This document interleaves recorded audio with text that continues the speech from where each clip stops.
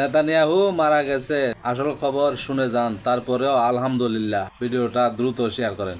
ইরানের ভয়াবহ ব্যালিস্টিক ক্ষেপণাস্ত্র হামলায় ইসরায়েলের প্রধানমন্ত্রী বেনিয়ামিন নেতানিয়াহুর ভাই ইদ্দো নেতানিয়াহু নিহত হয়েছেন। এছাড়া ইরানের অপ্রতিরোধ্য হামলায় ইসরায়েলের জাতীয় নিরাপত্তা মন্ত্রী ইতামার বেন গাভিরের বাড়িতে আগুন লাগার খবর পাওয়া গেছে। নেতানিয়াহুর ভাই নিহত হওয়ার খবরটি জানিয়েছেন জাতিসংঘের সাবেক অস্ত্র পরিদর্শক স্কট রিটার। স্কট রিটারের বরাত দিয়ে টাইমস অব ইসলামাবাদের এক প্রতিবেদনে এই তথ্য জানানো হয়। সম্প্রতি রাশিয়ার সংবাদ মাধ্যম আরটিকে দেওয়া এক সাক্ষাৎকারে এমন দাবি করেন জাতিসংঘের সাবেক এই অস্ত্র পরিদর্শক। তবে ইসরায়েলি কর্তৃপক্ষ আনুষ্ঠানিকভাবে এ বিষয়ে এখনও কিছু জানায়নি।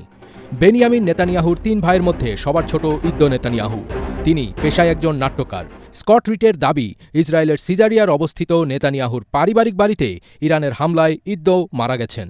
স্কট রিড বলেন, ইসরায়েলের কয়েক স্তরের আকাশ প্রতিরক্ষা ব্যবস্থা ভেদ করে সফলভাবে এই হামলা চালানো হচ্ছে। এটি দেশটির সদ্যপ্রয়াত সর্বোচ্চ নেতা আলী খামেনিকে হত্যার ঘটনার বৃহত্তর প্রতিশোধের একটি অংশ। এদিকে দখলদার ইসরায়েলকে লক্ষ্য করে ১ ঘণ্টার মধ্যে ৩ দফায় মিসাইল ছুড়েছে ইরান। সোমবার ৯ মার্চ ভোর ৫:৩০টার দিকে প্রথম মিসাইল ছোড়া হয়।